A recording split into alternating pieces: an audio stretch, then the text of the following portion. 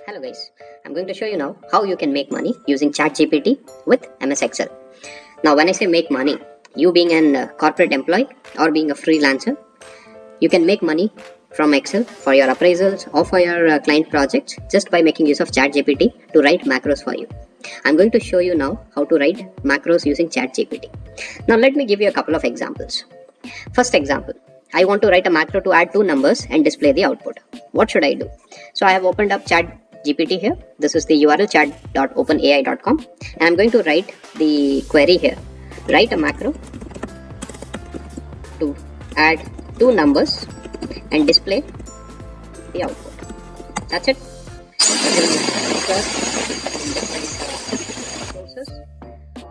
It will formalize the code. In fact, the process also will be formalized. You will see a step-by-step tutorial to write how to write it, and you will see another good aspect here, which is copy the code. So you don't have to now select a code and copy it.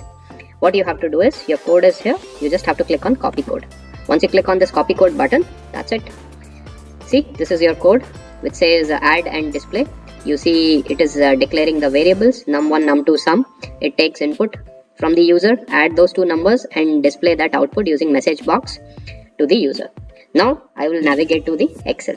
In Excel, I'm going to open the VB editor, Visual Basic Editor, by pressing Alt plus F11. Now this is my Visual Basic Editor screen. Here you see this is I'm in sheet 1. So what I'll do is, you can directly copy paste the code here also. Otherwise, my recommended approach is right click and then insert module. Here you just have to paste the code, Control V, because we have copied the code from ChatGPT directly. Okay. Now what I'm going to do here is, this code is written, I'm going to execute it. So I press F5 key, function key, and you see it prompt the user to enter the number. So say I enter a number 12, then I click on OK. Now it asks me enter the second number. I put it as 13. So 12 plus 13 is 25. Let's see what is the output and whether it shows or not. See, it says the sum of 12 and 13 is 25. Wonderful. So you don't have to now start writing the macro from scratch. Another example, I'm going to show you one more example here, which is to convert your Excel sheet or your Excel workbook into PDF. So I'm going to write a query like write a macro to convert Excel to PDF. That's it. Now it will again follow the process. You see, as I explained in the previous part, it will search from different sources. It will streamline the answer and show you in a much more human readable form with step-by-step approach. Okay, now see, my code is almost complete here, and then it should be able to give the summarized version. So what I have to do is just wait for this code to be completed, which I see it is done. End subroutine is here, so I'll just click on copy code. You don't have to worry about all this text being printed or typed here, so that it will take care of it. You just have to click on copy code. Once you are done, again I'll go back to the Visual Basic Editor. I will paste my macro here. Now see, what am I going to do here? I press F5. What it will do is, it will now save my workbook in a PDF format, and then it will open it and display. So there is some problem. Obviously you can't rely on this AI tool completely, but you see here, open after published property is set as true. So if you see, the workbook was converted to PDF, and you saw that it was opened, the PDF was opened. Let me take one more example to show you how to make Excel speak, which I have actually put across in my different videos as well. So I'm just going to write a macro to make Excel speak. That's it. We'll wait for the example macro, which is being generated.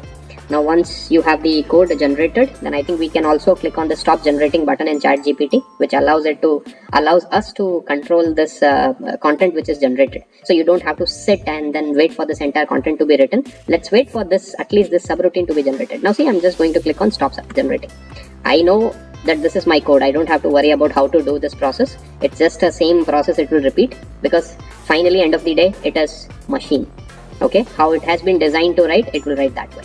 Now I'm just going to copy this code. I'll go back to my Visual Basic Editor screen. I'll paste the macro code here. Now I'm going to press F5. Kindly see here that once I press F5, it will see, it says active cell.row. That means the active cell, whatever is there in the active cell, it will read. So just you have to focus here what it reads from this cell. I'm going to execute this macro now once again. Press F5 and it will speak it loud. That's it. Okay, so you can just try it at your own. With that, I close this particular episode. We'll meet you soon. Don't forget to subscribe and like.